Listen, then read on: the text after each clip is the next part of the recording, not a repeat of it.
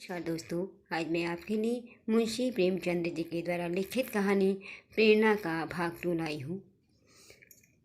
गाड़ी मंद गति से चली। लड़के कई कदम तक उसके साथ चले।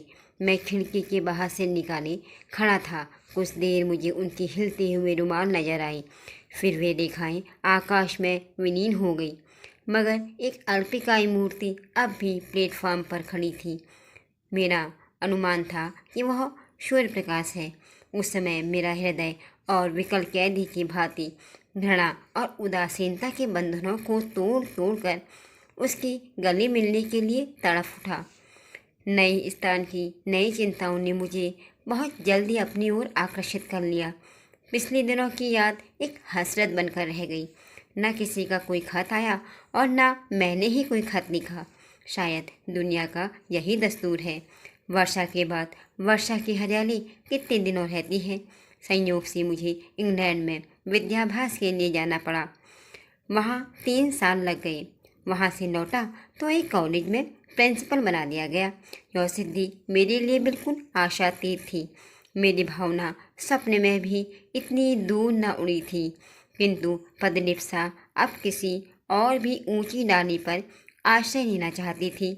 शिक्षा मंत्री से रब्त जब्त पैदा किया। मंत्री महोदय मुझ पर कृपा करते थे, मगर वास्तव में शिक्षा के मौलिक सिद्धांतों का उन्हें ज्ञान न था। मुझे पाकर उन्होंने सारा भार मेरे ऊपर डाल दिया। घोड़े पर वह सवार थे, मगर लगाम मेरे हाथ में थी। फल यह हुआ कि उनके राजनीतिक विपक्षियों से मेरा विरोध हो गया। मुझ पर जाबेजा आक्रमण होने लगे।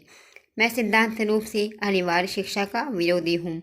मेरा विचार है कि हर एक मनुष्य को उन विषयों में जरा स्वाधीनता होनी चाहिए जिनका उनसे निज का संबंध होता है।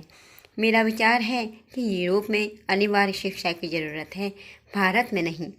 भौतिकता पश्चिमी सभ्यता का मूल तत्व है। वहाँ किसी काम की प्रेरणा आर्थिक लाभ के आधार पर होती है। जिंदगी की जरूरत ज़्यादा है, इसलिए जीवन संग्राम भी अधिक भीषण है। माता पिता भूख की दास बच्चों को जल्द ही कुछ कमाने पर मजबूर कर देते हैं। भारतीय जीवन में सात्विक सरलता है।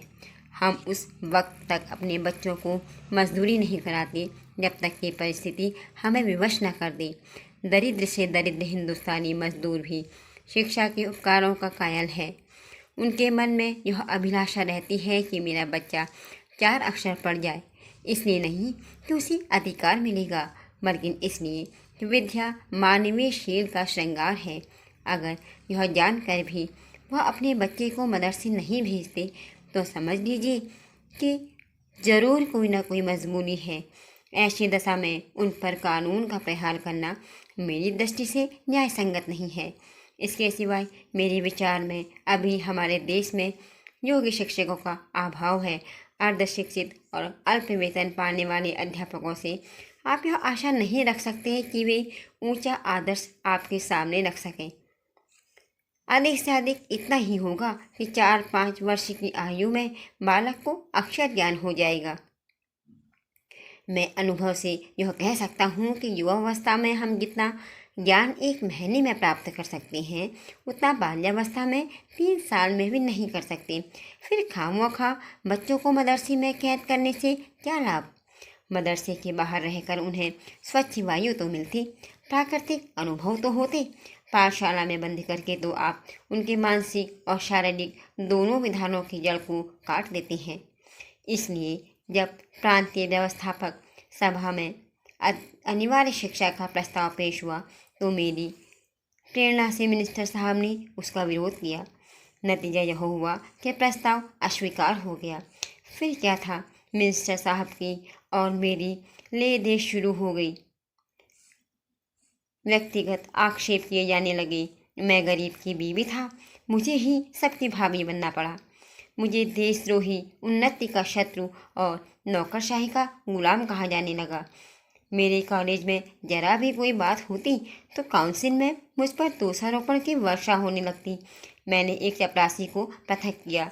सारी काउंसिल पंजे झाड़ कर मेरे पीछे पड़ गई। आखिर मिनिस्टर साहब को मजबूर होकर उस चपरासी को बहाल करना पड़ा। यह अपमान मेरे लिए असह्य था। शायद कोई भी इस सहन न कर सकता। मुझे मिनिस्टर साहब से इतनी आशा अवश्य थी कि वह कम से कम इस विषय में न्याय परायणता से काम लेंगे, मगर उन्होंने न्याय की जगह नीति को मान्य समझा और मुझे कई साल की भक्ति का यह फल मिला कि मैं प्रदूषित कर दिया गया। संसार का ऐसा कटु अनुभव मुझे अब तक ना हुआ था। ग्रह भी कुछ बुरे आ गए थे। उन्हीं दिनों मेरी पत्नी का देहांत हो गया था। अंतिम दर्शन भी ना कर सका। संध्या समय नदी तट पर सैर करने गया था। वह कुछ अस्वस्थ थी। लौटा तो उनकी लाश मिली। कदाचित हृदय की गति बंद हो गई थी। इस आघात से मेरी कमर टूट गई। माता के प्रसाद और आशीर्वाद से बड़े बड़े महान पुरुष कृतार्थ हो गए। मैं जो कुछ हुआ पत्नी के प्रसाद और आशीर्वाद से हुआ। वह मेरे भाग्य की विधात्री थी। कितना अलौकिक त्याग था, कितना विशाल धैर्य था। मुझे याद नहीं कि मैंने कभी उसकी भ्रुकुटी में संकुचित देखी हूँ। वह निराश होना तो जानती ही न थी। मैं कई बार सख्त बीमार पड़ा। वैद्य निराश हो गई, पर वह अपनी धैर्य और शांति से अणु मात्र भी विचलित न हुई। उन्हें विश्वास था कि मैं अपने पति की जीवन काल में ही मरूंगी, और वही हुआ। मैं जीवन में अब तक उन्हीं के सहारे खड़ा था। जब वह अवलंब ही न रहा तो फिर जीवन कहाँ रहता। खाने और सोने का नाम जीवन नहीं है। जीवन नाम है सदैव आगे बढ़ते रहने की लगन का। यह लगन गायब हो गई। मैं संसार से विरक्त हो गया और एक एकांतवास में जीवन व्यतीत करने के लिए मैंने निश्चय कर लिया और एक छोटी सी गांव में जा बसा। चारों तरफ ऊंची ऊंची टिरें थे और गंगा बहती थी। मैंने नदी के किनारे एक छोटा सा घर बना लिया था और उसी में रहने लगा। मगर काम करना तो मानवीय स्वभाव है। बेकारी में जीवन कैसे कटता। मैंने एक छोटी सी पाठशाला खोली। एक वृक्ष की छाँव में गांव के लड़कों को पढ़ाया करता था। उसकी यहाँ इतनी ख्याति हुई कि आसपास के गांव के छात्र भी पढ़ने आने लगे। एक दिन मैं अपनी कक्षा को पढ़ा रहा था कि पाठशाला के पास एक मोटर आकर रुकी और उसमें से उस जिले के डिप्टी कमिश्नर उतर पड़े। मैं उस समय केवल एक कुर्ता और धोती पहने हुए था। इस वेश में एक हाकिम से मिलते हुए शर्म आ रही थी।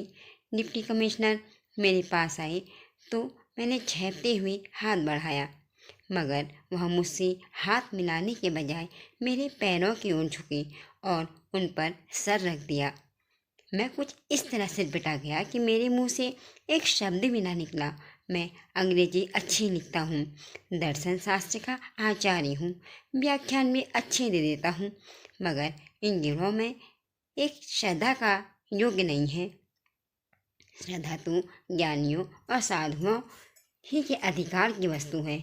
अगर मैं ब्राह्मण होता तो एक बात थी, हालांकि एक सिविलियन का किसी ब्राह्मण के पैरों पर सर रखना अचिंतनीय है। मैं अभी इसी विस्मय में पड़ा था कि डिप्टी कमिश्नर ने सर उठाया और मेरी तरफ देखकर कहा, शायद आपने मुझे पहचाना नहीं। इतना सुनते ही मेरी स्मृति नेत्र खुल गई। बोला, आपका नाम सूर्य प्रकाश तो नहीं है? जी हाँ, मैं वही अभागा शिष्य हूँ। 12-13 वर्ष हो गए। सूर्य प्रकाश ने मुस्कुराकर कहा, अध्यापक छात्रों को भूल जाते हैं, पर छात्र हमेशा उन्हें याद रखते हैं। मैंने उसी विनोद के भाव में कहा, तुम जैसे लड़कों को भुलाना असंभव है। सूर्य प्रकाश ने विनीत स्वर में कहा, उन्हीं अपराधों को क्षमा कराने के लिए आपकी सेवा में आया हूँ। मैं सदैव आपकी खबर लेता रहता था। जब आप इंग्लैंड गई तो मैंने आपके लिए बधाई पत्र लिखा, पर वह भेज न सका। जब आप प्रिंसिपल हुए तो मैं इंग्लैंड जाने को तैयार था। वहाँ मैं पत्रिकाओं में आपके लेख पढ़ता रहता था। जब लौटा तो मालूम हुआ कि आपने इस्तीफा दे दिया है और कहीं देहात में चले गए हैं। इस ज़िले में आई मुझे 1 वर्ष से अधिक समय हो गया है, पर मुझे बिल्कुल भी मालूम न था कि आप यहाँ एकांत सेवन कर रहे हैं। एक उजाड़ गांव में आपका जी कैसे लगता है? इतनी ही अवस्था में आपने वानप्रस्थी ले लिया। अब आगे क्या होता है, कहानी कौन से नए मोड़ पर जाकर रुकेगी, देखेंगे प्रेरणा भाग 3 में। तब तक के लिए धन्यवाद, नमस्कार।